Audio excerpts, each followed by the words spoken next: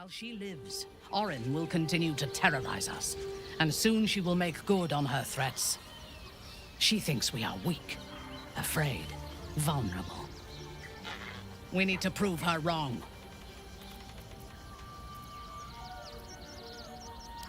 Nervous? Don't be preposterous.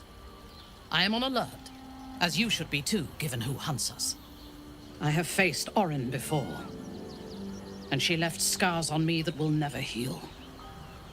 She will enjoy adding to them, and she can strike whenever she pleases. She could be anywhere. Could be anyone.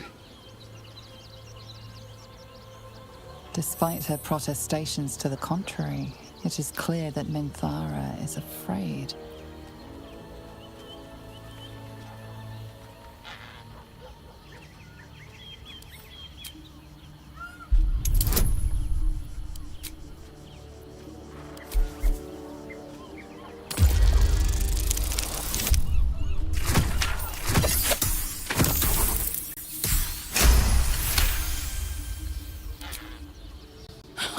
I doubt it. Her father is murder incarnate, and she is a devoted daughter. To please Baal, she would butcher the world.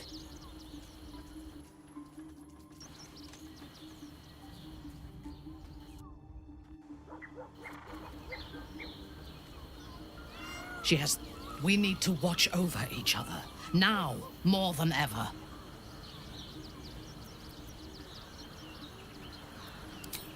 Yes. I only know it through history books and hearsay. A city of murder and grief. I expect it will live up to its legend. From the still, dark waters of Lake Donegarten to the black academies of Tierbresh, it is a city of wonders and terror. But it is not my home anymore. If I were to return, I would be denied all of its wonders, and shown only the terror.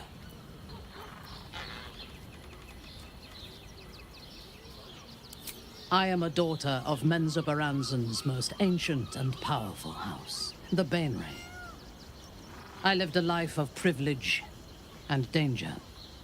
My home was at the tallest point of Cuel Arzol, the place of the nobles, a plateau high above the city's sprawl. I enjoyed every luxury, whether harvested in the Underdark or stolen from the surface, and I survived my first assassination attempt while I still suckled at my mother's breast. I tasted her blood that day. She covered my body with her own, and a blade bit deep into her chest, almost puncturing her heart. When I came of age, she tried to take my life herself, and I gave her fresh scars to match those she earned protecting me.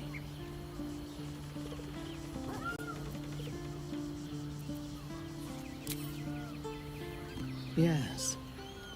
My house trained me to be a soldier in Loth's service, and my mother showed me how to survive the perils of society. She taught me to be resilient, and to guard my heart from those who cannot be trusted, literally and figuratively. When I choose to let somebody close, I do not do so lightly. That gives a great depth of meaning to the bonds I do share. I take no pleasure in his passing. Whatever faults he may have had, Ketheric was a great leader.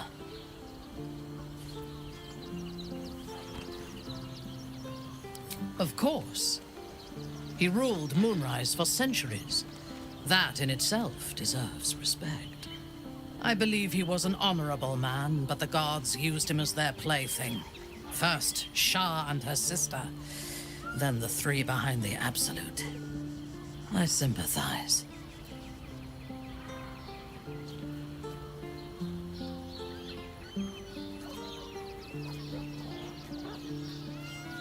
As are we.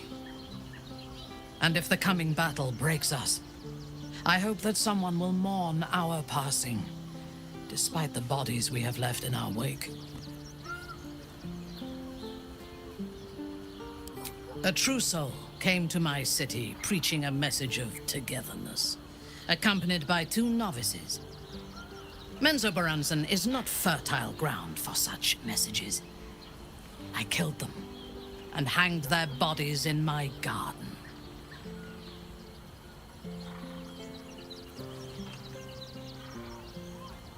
I would have picked prettier corpses if my intentions had been aesthetic. This was a warning against heresy. I was not content with the warning, though. I intended to wage war on their insolent god and the rest of its followers. Even as the flesh sagged and sloughed away from their eyeless skulls, their audacity infuriated me. I had to know where they came from. And whoever sent them was counting on my curiosity overcoming my caution.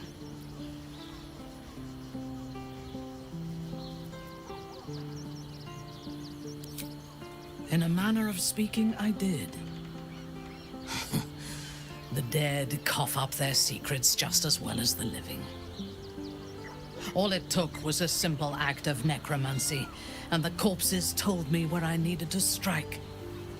Moonrise Towers.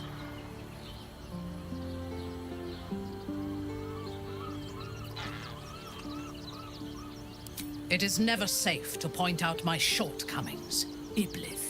But in this instance, you are correct. Moonrise is the site of my greatest failure. As it turned out, to my shame, I was defeated without even drawing my weapon. I came to Moonrise with a retinue of warriors and assassins, the best House Bainray had to offer. I expected a battle, but found a fully laden feast table and a welcome befitting a house matron. Ketheric expected us, expected me, and I fell for his flattery.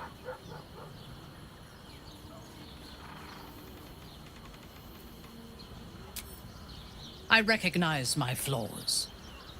Pride is certainly among them. Ketheric proposed an alliance between Moonrise and Menzoberranzan. I admit I was captivated by him. He invited me to the head of his table as his guest of honor. I was wary, of course. If I had been in his position, the food would have been poisoned. It was not the food I should have been wary of. It was the pale woman at the foot of the table. Orin the Red. We had barely begun to eat when she spoke for the first time. I only caught one word, my name. Then, quick as lightning, she climbed onto the table, a dagger in each hand, and skipped toward me, slicing the throats out of my men as she passed them.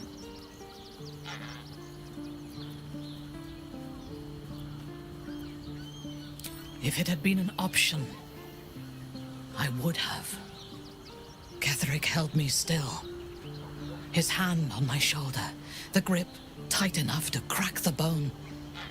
When Orin stood before me, she touched the dagger to my eye, drawing out a tear of blood. "I want this one," she said. Ketheric nodded his permission, and I was taken below. You've seen the horrors of the colony. Orin kept me there for days. She forced me to watch as my men were processed.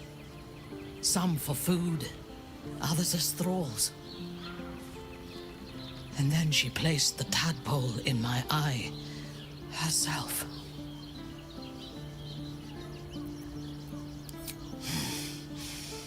That is certain. You know the rest as well as I do. There were massacres before the Grove. Religious communities, mostly. Those who refused to convert. Then there was you, and now there is freedom. Soon there will be vengeance. A disparate collection of vagabonds and strays. Did you have anyone particular in mind? It would have been better for us had she embraced Shah and claimed the power of the goddess. But it is better for Shadowheart to be free of that poisonous influence.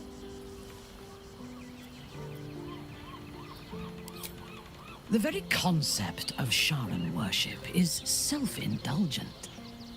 They would have you think every whispered word and hidden thought is of value, but it is not so. I have performed 1,000 interrogations, squeezing out the most guarded secrets held in heart, mind, and soul. I can tell you this. When the trivial parts have been whittled away and I have sifted through what remains, in most cases, a person amounts to nothing at all. He's been deprived of freedom and strong blood for so long that he is addicted to both.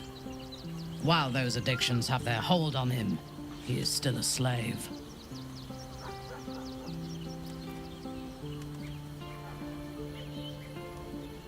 And while you live, you'll be enslaved to your appetites and hungers. We all feed on something, and if we are deprived of it, we will fight for it. But Astarion is not only bound to his needs and desires, he is still bound to something more powerful. His master, he will only be free when Cazador is dead. And that is as it should be.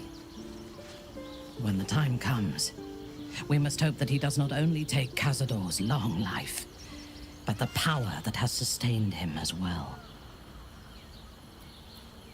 I have encountered few Githyanki in my life. Those that I did were raiders. They croaked out pleas for mercy in their alien tongue as they died. Meeting Lae'zel makes me wish I knew more of their culture.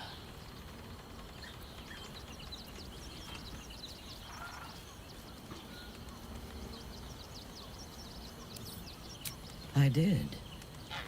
She told me that she has nothing to teach that cannot be learned through observation of her prowess in combat. Perhaps she is right. She certainly cuts a striking figure in battle. There is a precision to her ferocity that I admire.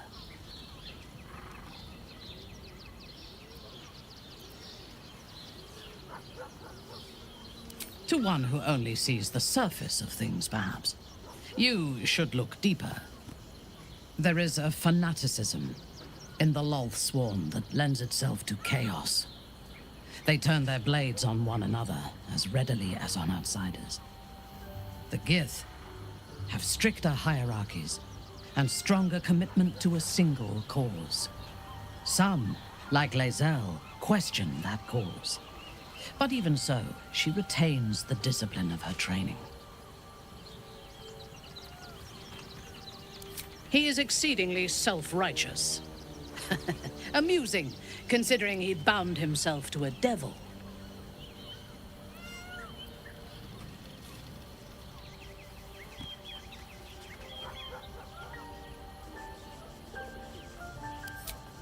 Will doesn't just have blood and dirt on his hands. He has stains on his soul. Those last more than a lifetime.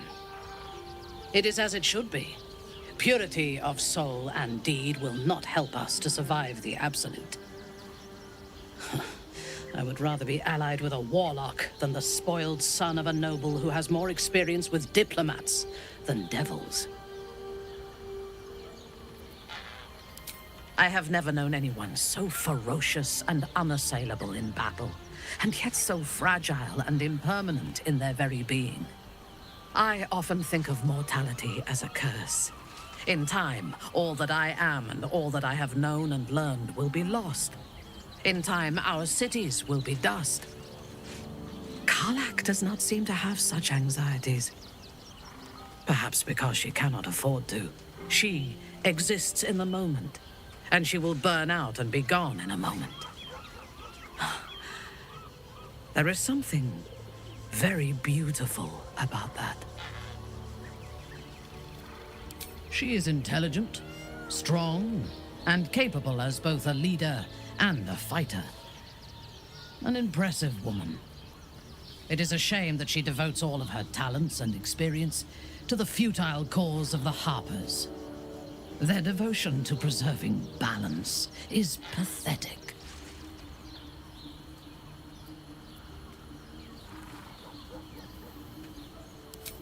Precisely.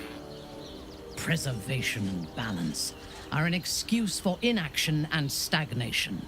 There are organizations like the Harpers in every realm and every culture. I despise all of them. They fear change and would rather maintain mediocrity than face the risks and challenges that progress demands. I would rather break the world and build it anew than be satisfied with its imperfections. The wizard? No. Their mastery of the weave is commendable, but they are poor conversationalists. In my experience, they do not usually live long enough to make the effort of befriending them worthwhile. Either the enemy recognizes they are a threat and kills them swiftly, or their curiosity leads them to combust while experimenting with the limits of magic. Our wizard is already in a state of suspended combustion, thanks to that orb between his ribs.